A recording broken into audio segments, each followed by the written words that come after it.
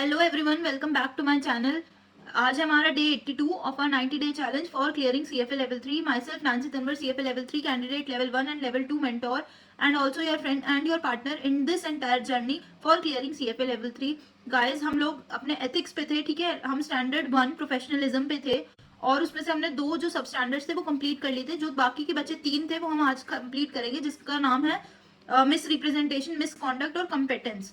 आप लोगों को एक चीज बता दूं, मैंने अभी अभी पूरी वीडियो रिकॉर्ड की थी, ठीक है, अपलोड भी कर दी, सब चीज कर दी, बट उसमें पता नहीं क्या टेक्निकल प्रॉब्लम हुई, क्या उसमें हुआ, मेरी आवाज बिल्कुल नहीं आ रही। मैंने बहुत अच्छे से वो वीडियो एक्सप्लेन की थी, समझाया था, बट कोई बात नहीं, मैं फिर से वो रिकॉर्ड कर रही हूँ, ठीक है। तो let's get started. As I have already mention, हम शुरू कर रहे हैं। फर्स्ट जो हमारा वो है मिस रिप्रेजेंटेशन। मिस रिप्रेजेंटेशन में एक बार आप लोगों को पढ़ के बता देती हूँ। Misrepresentation, members and candidates must not knowingly make any misrepresentation relating to investment analysis, recommendations, actions और अदर प्रोफेशनल एक्टिविटीज, ठीक है।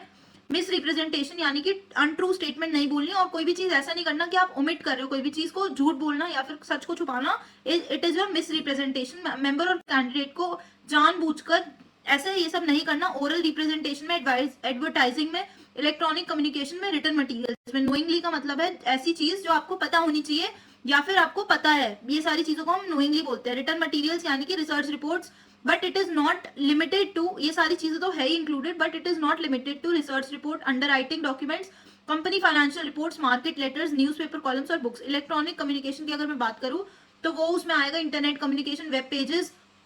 Just a second.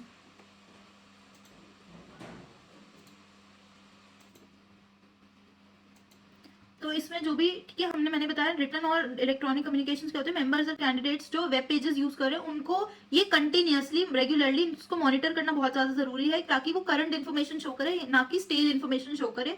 और मेंबर्स और कैंडिडेट्स को ये भी बोलते हैं कि गारंटी नहीं करनी आप लोगों को कोई भी रिटर्न। एग्जाम्पल, कोई भी रिस्की एसेट है उसमें आप लोगों को ऐसे गारंटी नहीं कर सकते, जैसे फॉर एग्जाम्पल इक्विटीज में आप गारंटी नहीं कर सकते कि मैं हाँ 8% रिटर्न आपको दूंगा।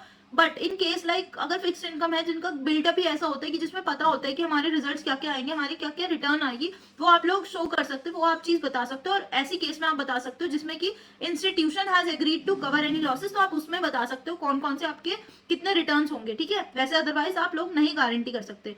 इम्पैक्ट ऑन इन्वेस्टमेंट प्रैक्टिस में हम देखते हैं कि जो रिप्रेजेंट नहीं करना अपनी क्वालिफिकेशन और क्रेडेंशियल्स, क्वालिफिकेशन और सर्विसेज ऑफ द फर्म और परफॉर्मेंस रिकॉर्डिंग, सबके लिए आप लोग मिस रिप्रेजेंट नहीं कर सकते। केयर और डिलीजेंस उसको दिखाना बहुत ज्यादा जरूरी है। अगर आप थर्ड पार्टी की कोई भी इन्फॉर्मेशन यूज कर रहे हो, क्रेडिट रेटिंग, रिसर्च, टेस्टिमोनियल्स, ये सारी चीजों में मिस रिप्रेजेंटेशन करना, यूज करना बहुत गलत है। जो भी हम आउटसाइड पार्टीज की उसमें हम यूज कर रहे हैं इन सब चीजों को। मेंबर्स और कैंडिडेट्स को डिस्क्लोज करना पड़ेगा अगर वो एक्सटर्नल मैनेजर्स, क्योंकि हम सबको पूरी चीजें नहीं आती, तो हम एक्सटर्नल मैनेजर्स को हायर करते हैं, तो उन सब चीजों को भी हमें पूरा ड्यू डिलीजेंस और केयर रखना पड़ेगा कि हम जब भी एक्सटर्नल मैनेजर्स को हायर कर रहे हैं तो वो कुछ मिस रिप्रेजेंटेशन नहीं कर रहे अपनी पॉलिसीज में। अप्रोप्रिएट डिस्क्लोजर्स रखना पड़ेगा ताकि हम मिस रिप्रेजेंटेशन अवॉइड कर सके व्हेन वी आर हायरिंग और dealing with single external manager जिसमें वही सारा काम कर रहे हैं। Performance reporting is a very important factor, जिसमें कि हम परफॉर्मेंस रिपोर्टिंग करते वक्त बेंचमार्क्स गलत ले सकते हैं, ठीक है। और हमें अप्रोप्रिएट परफॉर्मेंस, हम परफॉर्मेंस को इन्हांस करने के लिए ये सारी चीजें की जाती है, तो हमें ऐसा बिल्कुल भी नहीं करना है, ठीक है। और मिस रिप्रेजेंटेशन ज्यादातर बेंचमार्क से केस में होती है। हमें पता है कि बेंचमार्क और हमारा पोर्टफोलियो साथ साथ में ही हम पहले ही चूज कर लेते हैं, तो बेंचमार्क्स को चेंज नहीं करना आपको कि रिटर्न हम अच्छे दिखा सके, इसकी वजह से मिसलेड नहीं करना किसी को भी। और ऐसा भी नहीं होगा कि जो मेंबर्स और कैंडिडेट्स हैं उनको डिस्कस करना पड़ेगा क्लाइंट्स के साथ ऑनगोइंग बेसिस पर कि क्या आपने बेंचमार्क लिया और फीस क्या है उससे रिलेटेड है। और अगर इसमें बोल रहे हैं जो इलिक्विड या फिर नॉन ट्रेडेड एसेट्स है, सबको पता है उसमें अप्रेजल बेस्ड मेथड्स यूज होते हैं, ट्रांजैक्शन बेस्ड मेथड्स नहीं यूज होते, तो उसमें क्या होता है, उसमें बहुत ज्यादा स्टेल प्राइसिंग के चांसेस होते हैं, प्राइस वगैरह जो नहीं होता है उसमें, ठीक है। उसमें रिसेंट प्राइसेस आपको शो नहीं करते, तो इसमें यही बोल रहे हैं कि तो इसकी वजह से आपको क्या करना पड़ेगा, ये नहीं होगा कि आप डिफरेंट डिफरेंट सोर्सेज के थ्रू आप लोग जाओगे, आपसे मतलब इंफॉर्मेशन कलेक्ट करोगे जो भी उसकी वैल्यू होगी, तो ऐसा नहीं करना कि जो भी हाई वैल्यू उसको दे रहा है, हाई वैल्यू अगर कोट करे वो आपको अडॉप्ट नहीं करनी, जो भी रियल वैल्यू होगी आपको वो अडॉप्ट करनी है, ठीक है। मिस इन्फॉर्म डिसीजन बिल्कुल भी नहीं लेने, क्लाइंट्स को हेरफेर नहीं करनी। सोशल मीडिया जो बहुत ज्यादा मतलब तेजी से फैल रहा है, क्योंकि उसमें जरा सी भी अगर हम कुछ भी चीज डालते हैं तो फटाफट से आग की तरह फैलती है, और हम उसमें एनोनिमिटी, जो लोगों को लगता है कि हम एनोनिमस होके मतलब एक छुपाकर काम कर सकते हैं, ऐसा नहीं होता है। और इसमें ये भी बोल रहे हैं कि जो सोशल मीडिया चैनल्स के थ्रू आप लोग जो भी इंफॉर्मेशन दोगे वैसी ही इंफॉर्मेशन ऐसे डिस्ट्रीब्यूट करनी जैसे आप ट्रेडिशनल उसमें करोगे, जो traditional like emails, calls, SMS, जो भी आप मैसेजेस करते हो वैसे ही सेम सोशल मीडिया को भी डील करना है। ओमिशंस मतलब कुछ चीज ओमिट करना, कोई चीज छुपाना या कोई चीज उसको हटा देना। हम जब भी ये कोई भी चीज करते हैं फैक्ट या फिर आउटकम, इट इज मिसलीडिंग। जब भी हम इनपुट्स यूज कर रहे हैं, ओमिट कर रहे हैं, तो वो भी एक हमारा मिस रिप्रेजेंटेशन माना जाता है। आउटकम्स फ्रॉम मॉडल्स जो भी रिप्रेजेंट कर रहे हैं वो फैक्ट है। मतलब जो भी जैसे हम सिमुलेशंस करते हैं बहुत सारी, तो उसमें क्या होता है, हमें बहुत सारे क्या मिलते हैं, हमें बहुत सारे हमारे पास मॉडल्स आते हैं। तो हमें ऐसा नहीं करना कि जो भी मॉडल है वो हमने ले लिया, क्योंकि जो मॉडल है वो एक हमें सिर्फ एक्सपेक्टेड चीजें ही दिखा पा रहा है, वो हमें रियल रिजल्ट्स नहीं दे रहा है। तो इसमें हम क्या करेंगे, इनपुट्स को, उस एनालिसिस को अच्छे से हमें देखना है और हमें क्या करना है, वो वाला फैक्ट, वो फैक्ट नहीं है जो वो हम दिखा रहे हैं, जो मॉडल्स है वो फैक्ट नहीं है, क्योंकि जो उसके इनपुट्स है वो हमने हिस्टोरिकल या फिर अजम्पशन बेसिस पे काम किया। तो वो वाले मॉडल्स आप नहीं दिखा सकते, वो मिस रिप्रेजेंटेशन होगी। तो आप सप्लीमेंट्री उसमें डाल सकते हो कि हाँ हाँ ये चीजें हम कर सकते हैं, ये हमारा पोर्टफोलियो का जो रिटर्न है वो आ सकती है, but it is not like guarantee नहीं कर सकते। Omission in the performance measurement attribution process, जो चेरी पिकिंग करता है वो भी नहीं करनी। Omission of any accounts appropriate for the defined composite में misrepresent to clients the success of managers implementation of it strategy.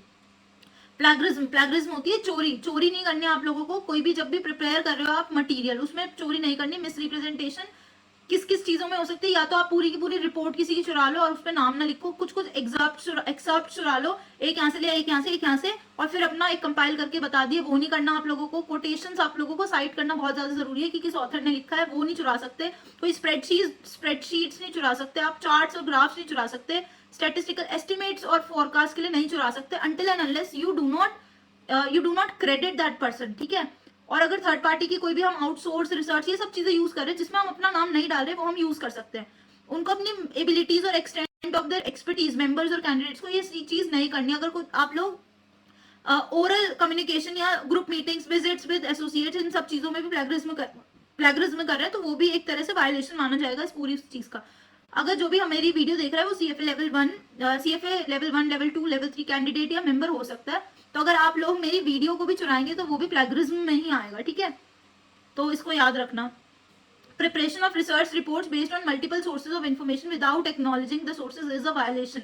Example, ideas, ये सारी चीजें हमें बता चुके हैं, ये सब नहीं करना। हमें ड्यू क्रेडिट देना बहुत ज्यादा जरूरी है। वर्क कंप्लीटेड फॉर एम्प्लॉयर, ये एक बहुत ही इंटरेस्टिंग चीज है। इसमें बोल रहे हैं कि अगर एक फर्म के लिए मैं पर्सन ए और पर्सन बी दो लोग काम कर रहे हैं, और अगर पर्सन ए ने कोई रिपोर्ट बनाई तो मैं वो रिपोर्ट यूज कर सकती हूँ, because it is not my property, it is the firms property. और बाय चांस अगर ऐसा भी होता है कि मैं अगर काम कर रही हूँ, कोई रिसर्च रिपोर्ट बना के गई तो, और मैं छोड़ के चली गई ये पूरी फर्म को, मैं किसी और जगह पे काम करने लग गई, तो इसमें जो दूसरा जो फर्म है, कोई भी पर्सन है, वो यूज कर सकता है उस डेटा को, क्योंकि वो फर्म की प्रॉपर्टी है, मेरी प्रॉपर्टी नहीं है, विदाउट साइटिंग माई नेम, तो it is not a violation.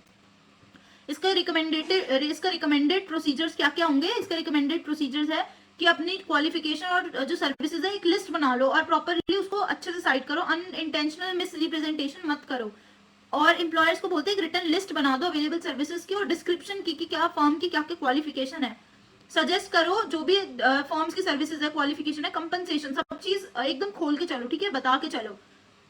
Miss representation designate, जो भी मतलब एक पर्सन, एक स्पोक्स पर्सन बताओ जो आपकी फर्म या कंपनी के बिहाफ में बोलेगा, ठीक है। Members and candidates must make sure जो भी सर्विसेज हो उसको पता है फर्म की क्या क्या क्वालिफिकेशन है और वो क्या क्या सर्विसेज प्रोवाइड करते हैं। कुछ भी चीज तुम्हें ऐसे नहीं बताना क्लाइंट के सामने कि तुम कुछ गलत बता रहे हो उनको या धोखे में रख रहे हो।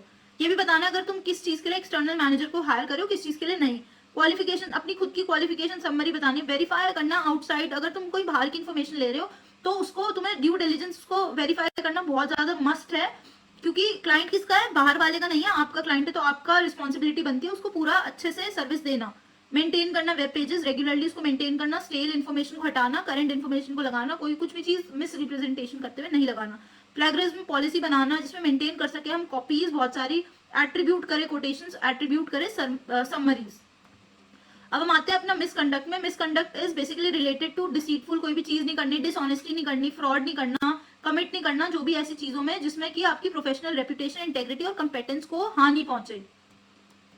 तो इसमें बोल रहे हैं ऐसी कोई भी चीज, आपको ऐसा कोई भी एक्शन नहीं करना जो पुअरली आपके सिचुएशन में रिफ्लेक्ट प्रोफेशनल इंटेग्रिटी, रेपुटेशन और कंपेटेंस में आपकी जो इमेज है उसको खराब करे। जैसे for example lying, cheating, stealing, dishonest कुछ भी चीज नहीं करनी। अगर ये सारी चीजें it is related to your professional life, not your personal life, ठीक है। ऐसे कोई भी कॉन्डक्ट हो सकता है, ये सिर्फ just these are all like mentioned है। ऐसे कोई भी कॉन्डक्ट भी हो सकते हैं जो इलीगल तो नहीं है, ठीक है, इलीगल नहीं है, बट वो स्टिल वो आपके इमेज, ट्रस्ट वर्दीनेस और कॉम्पिटेंस को डैमेज कर रहे हैं, तो वो भी चीज आपको वायलेशन में आएगी। एग्जाम्पल, अल्कोहल आप लोग पी रहे हो बिजनेस आवर्स के अराउंड, और उससे क्या होगा, आप लोग क्या क्लाइंट को वो सर्विसेज दे पाओगे, आप नहीं दे पाओगे। It would be detrimental effect होगा आपके मेंबर या फिर कैंडिडेट की एबिलिटी पे कि वो प्रोफेशनल रिस्पॉन्सिबिलिटीज को हैंडल कर सकता है। तो इसमें बोल रहे हैं पर्सनल बैंक्रप्सी जो है इट विल नॉट लाइक वो आपकी उसमें नहीं आएगी, वायलेशन में नहीं आएगी, because it is like a personal thing कि वो पर्सनल उसमें आ रहा है। तो बट अगर वो उसमें हम कोई भी चीज देख रहे हैं कि उसकी जो पर्सनल बैंक्रप्सी हुई है वो हुई है हमारी फ्रॉडुलेंट और डिसीटफुल बिजनेस कंडक्ट के उसमें, तो वो जो बैंक्रप्सी होगी वो वायलेशन मानी जाएगी। लैक ऑफ सफिशिएंट एफर्ट भी वायलेशन माना जाएगा कि आप एप्रोप्रिएट कोई कंडक्ट नहीं दिखा रहे, कोई चीज आप ढंग से नहीं कर रहे, तो वो भी वायलेशन मानी जाएगी। अ मेंबर और candidate whether an investment banker, rating और research analyst, portfolio manager is expected to conduct the necessary due diligence, जो उसको नेसेसरी ड्यू डिलिजेंस करनी है बट वो स्टिल वो नहीं कर रहा वो चीज perform, it will also be a violation of misconduct में आएगी वो, ठीक है। ये एक ड्यूटीज टू क्लाइंट्स तो है ही, बट ये इसका भी पार्ट है, ठीक है, मिसकंडक्ट का, इसको याद रखना। रिकमेंडेड प्रोसीजर्स है कि कोड ऑफ एथिक्स आप लोगों को अच्छे से एकदम मेंटेन करनी है, डेवलप करना है, अडॉप्ट करना है कोड ऑफ एथिक्स, और सब एम्प्लॉयर्स उसको पूरा का पूरा उसको पालन करेंगे, उस चीज का, उस पर चलेंगे, ठीक है, उसको अडॉप्ट करेंगे, एक्सेप्ट करेंगे। लिस्ट ऑफ वायलेशन जो भी होगी हम डिस्ट्रीब्यूट करेंगे मेंबर्स पे एक लिस्ट जो कि मिसकॉन्डक्ट के अंडर आएगी, ठीक है। एम्प्लॉय रेफरेंसेज में हम रेफरेंस जो भी रेफरेंस दे रहा है और जो भी कैंडिडेट है उसका पास्ट रिकॉर्ड्स और उसका कैरेक्टर सर्टिफिकेट जो बोलते हैं ना, कैरेक्टर पूरा देखेंगे कि उसने पास्ट में ऐसा कुछ किया तो नहीं है। Last but not the least अब हम आते हैं कंपेटेंस पे। कंपेटेंस क्या होती है, जो भी हमें एक्ट करना है और मेंटेन करना है, competence necessary to fulfil their professional responsibilities. Members और कैंडिडेट्स को जो भी प्रोफेशनल वर्क दिया जाएगा उसको पूरी नॉलेज, स्किल्स और डिलीजेंस के साथ उस चीज को, प्रोफेशनल रिस्पॉन्सिबिलिटी को पूरा करना है, ठीक है, अपना पूरा 100% देके करना है। और इसमें भी बोल रहे हैं कि कंपेटेंस हर एक रोल के लिए अलग अलग होगा और फैक्ट्स और सर्कमस्टांसेस के उस पर भी अलग अलग होगा from one member to other. Example अगर मैं इक्विटी रिसर्च एनालिस्ट हूँ तो मेरा जो मेरे लिए जो कंपेटेंस होगा वो डिफरेंट होगा। अगर कोई और किसी सीनियर लेवल पे या मेरे ही किसी और काम करे, मान लो कोई रिसर्च एनालिस्ट नहीं है, कोई कुछ और है, तो उसके लिए वो कंपेटेंस की जो डेफिनेशन होगी वो डिफरेंट हो जाएगी। कंपेटेंस होगी, ये इंपॉर्टेंट पॉइंट है, ठीक है, ये पूरा एक्सप्लेन करें। To be competent in your role and meet your duties, आपको अपनी रोल और ड्यूटीज को अगर आपको फुलफिल करना है तो आपको सफिशिएंट नॉलेज, स्किल्स और एबिलिटीज हमेशा एक्वायर, अपडेट रहना है, ठीक है, प्रोफेशनल वर्क में, ताकि आप उस जो आपको काम दिया हुआ है ना आप उसको पूरा अच्छे से करें, उसको पूरी सक्सेस के साथ करें, ठीक है। और इसमें अभी मैं बताती हूँ एक और चीज, नॉलेज, स्किल्स और एबिलिटीज को हमेशा एक्वायर करते रहे। जो भी आपको स्किल्स, जो भी आपको काम दिया हुआ है आपको वो पूरे फुल अपने नॉलेज, स्किल और एबिलिटी के हिसाब से करना है। और इसमें बोल रहे हैं कि lack of competence does not mean, अगर आप मतलब ऐसा होता है ना कि कोई इंसान पूरी मेहनत करता है, 100% करता है, बट ही स्टिल फेल्स, तो इसका मतलब ये नहीं है कि वो अनसक्सेसफुल है, या फिर उसका नेगेटिव आउटकम आया, तो उसका मतलब ये नहीं है कि वो लैक ऑफ कॉम्पिटेंस है। ये भी तो हो सकता है ना, मतलब इसमें बोल रहे हैं कि अगर कोई पर्सन है, कोई इन्वेस्टमेंट मैनेजर है, वो हो सकता है बहुत अच्छे से पूरा उसने सब काम किया, बट ही मतलब वो कभी कभार नहीं बना पाता प्रॉफिटेबल डिसीजंस, प्रॉफिटेबल नहीं हो पाता कभी कभार, तो उसका मतलब ये नहीं है कि वो लैक ऑफ कॉम्पिटेंस है। एजुकेशनल लेवल, और ये इट इज नॉट लिमिटेड, कि ये नहीं बोल रहे कि सिर्फ एजुकेशन से ही लिमिटेड है, ये स्किल्स की भी बात कर रहे हैं कि आप अपडेट रह रहे हो और कंटिन्यूसली मेंटेन और इंप्रूव कर रहे हो competence required of their professional position. और इसमें ये पूरा जो स्टैंडर्ड है ये भी नहीं बोल रहा कि आप कंटिन्यू करते रहो एजुकेशन प्रोग्राम या फिर प्रोफेशनल डेवलपमेंट पाथ में। इसमें बोल रहे हैं जो भी आपको रोल दिया हुआ है, चाहे वो छोटी छोटी चीजों से शुरू होता है, चाहे आप न्यूज़पेपर पढ़ रहे हो, चाहे आप कहीं से भी कोई भी चीज इन्फॉर्मेशन गैदर करने की कोशिश कर रहे हो, तो वो सारी चीजें भी मैटर करती है। तो last slide but not the least, recommended procedures. इसमें बोल रहे हैं कि हमेशा रेगुलरली इंगेज नहीं होना, मतलब इसमें बोल रहे हैं, इसका कहने का मतलब ये है कि आप लोग के पास जो भी काम दिया हुआ है ना, आपको ये देखना है कि कौन सी ऐसी कुछ, अगर कहीं आप मतलब ऐसा कुछ कहीं से नॉलेज मिल सकती है आपको, कोई प्रोग्राम है तो आपको जरूर से प्रोफेशनल डेवलपमेंट करनी चाहिए, वो एजुकेशन प्रोग्राम में आपको इनरोल करना चाहिए अगर वो आपके रोल से मैच कर रही है, और अर्न करना चाहिए प्रोफेशनल सर्टिफिकेशन डेजिग्नेशन, अटेंड करना चाहिए conferences, seminars, webinars, regularly participate करना चाहिए in training offered by the employer, informal continuing education, self study करनी चाहिए, आउटसाइड सोर्सेज के पास जाना चाहिए सब्जेक्ट मैटर के लिए, ट्रीटीज, पब्लिकेशन, सब चीजों में जाना चाहिए। एक्सपर्ट ग्रुप्स और ऑर्गेनाइजेशंस में आप लोगों को पार्टिसिपेट करना चाहिए। प्रोफिशिएंट बनो अपनी स्किल या फिर नॉलेज में जितना हो सकता है। when the responsibilities, professional responsibilities जैसे जैसे चेंज हो रही है वैसे वैसे आपको अपनी स्किल और नॉलेज चेंज करनी है, इसमें ये बोल रहे हैं। With this we have completed standard 1 professionalism and also our today's task day 82 का जो टास्क था वो, और लेवल 1 और लेवल 2 स्टूडेंट्स के लिए आप लोगों के लिए डिस्क्रिप्शन बॉक्स में गूगल फॉर्म है, आप लोग प्लीज उसको चेक कर लेना अगर किसी को कोचिंग लेनी है तो। अब मिलते हैं अपनी नेक्स्ट वीडियो में। Bye bye, signing of.